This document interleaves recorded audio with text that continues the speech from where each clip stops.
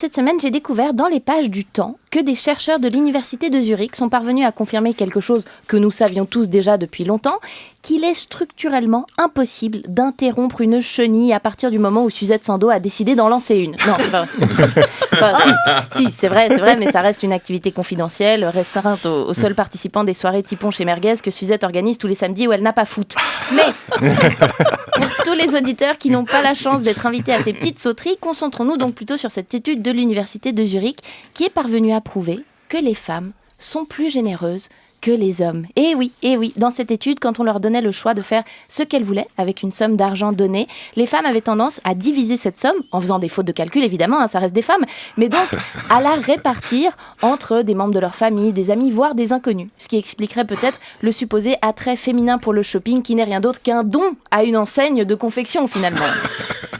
Alors que dans la même étude, les hommes gardaient une plus grande partie de la somme, voire la totalité pour eux. Alors, j'entends déjà les objections de Slobodan Despot, bien sûr, les cerveaux féminins étant mieux calibrés pour la poésie animalière et les petits travaux de tapisserie, l'intérêt de conserver de l'argent et d'éventuellement le faire fructifier était plus ou moins aussi compréhensible pour les participantes que cette passion, pour ne pas dire cette obsession maladive que vous vouez, Michel, à la chanteuse Nolwenn Leroy. Vous saviez pas ? Trois fois, on a dû prendre la sable électrique de Nicolas Tavalion pour aller récupérer Michel dans le jardin de la chanteuse en banlieue de Quimperlé.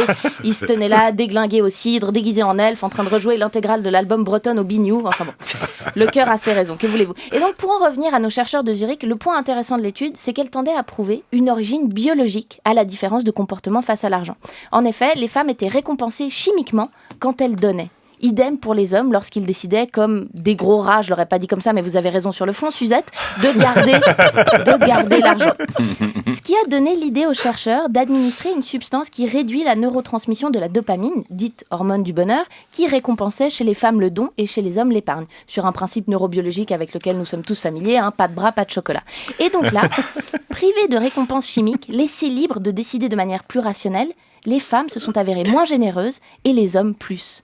Ce qui veut dire que pour tordre le cou à nos mauvaises habitudes, il faudrait se droguer. Non, Michel Odetta, combien de fois faudra-t-il vous le dire ? Nous sommes sur une antenne publique, ce n'est ni le lieu ni l'endroit de faire votre habituelle apologie des psychotropes.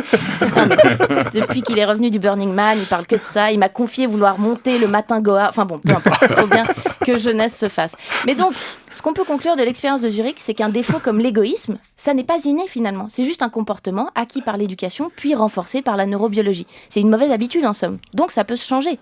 Ce qui veut dire, et ça fera plaisir aux antiféministes, que les femmes ne sont pas intrinsèquement meilleures que les hommes. On a juste été élevés comme ça. Mais bon, étant donné qu'on a un peu d'avance, faudrait peut-être nous laisser diriger, comme ça on vous montre comment ça marche. C'est simple.